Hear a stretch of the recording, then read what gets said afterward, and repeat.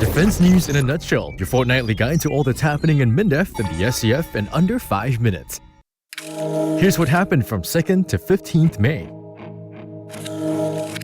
A multinational mix of task forces intercepted and stormed a merchant vessel hijacked by terrorists at sea, and on land, crack teams took down a terrorist stronghold with surgical precision.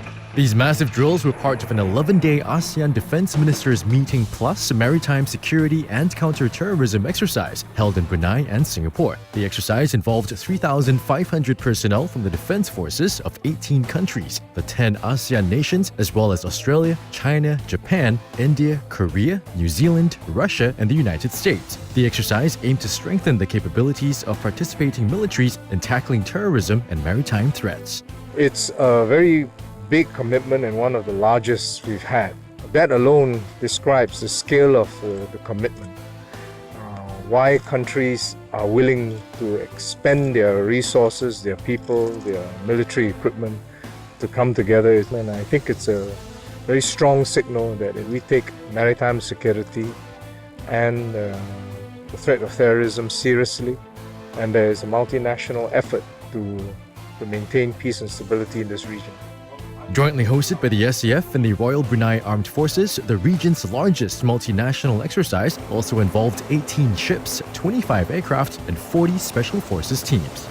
I think going forward, we hope that this maritime security and CT for ADMM plus countries will continue to build momentum, and we'll be able to even strengthen the cooperation and strengthen the understanding of each other and the interoperability of the countries that are involved.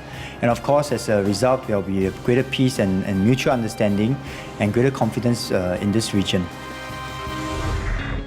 Flying an aeroplane had been a long-time dream of 19-year-old Mohammed Nabil's, and that dream became a reality when he received his wings from Senior Minister of State for Defense Dr. Muhammad Maliki bin Osman after completing his private pilot's license course, along with 45 junior college and polytechnic students at the Singapore Youth Flying Club Wings and Aviation Awards presentation ceremony. Most of the instructors here, they are actually ex-Air Force instructors. They will actually share their stories, their past experiences. I think these stories have actually definitely motivated me and actually inspired me to want to pursue a career in the Air Force, as some of these stories are just amazing and you actually want to experience them yourself. As we look beyond SG50, Singapore will need our youth to continue to answer this higher calling to protect our security and our skies. Every generation will confront new threats, and you will have to find new ways to keep Singapore safe and strong. This ceremony marked the completion of 3 phases of rigorous pilot training at the Flying Club, where the graduates were taught aviation knowledge, flying skills, and important life skills and values. For more details on these stories, visit mindef.gov.sg. Now let's check out what's buzzing on our social media channels. It's a landmark pact that will take Singapore-Australia relations to a deeper level, and for the SCF, part of the initiatives would mean sharpening its operational edge. We will get training area about 10 times the size of Singapore. You can actually build ranges that are of course much bigger, that can hone the accuracy of our artillery, of our Air Force, of our Apaches, of our tanks, our armoured infantry.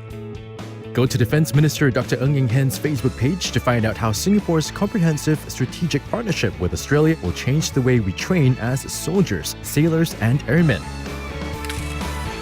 The RSCF's Air Combat Command recently demonstrated its professionalism and operational readiness when Senior Minister of State for Defense Ong Ye Kung visited 149 Squadron at Paya Lebar Air Base recently. Go to Mr. Ong's Facebook page for more details. Well, that's our defense news in a nutshell. Get to know us more through one of our social media channels.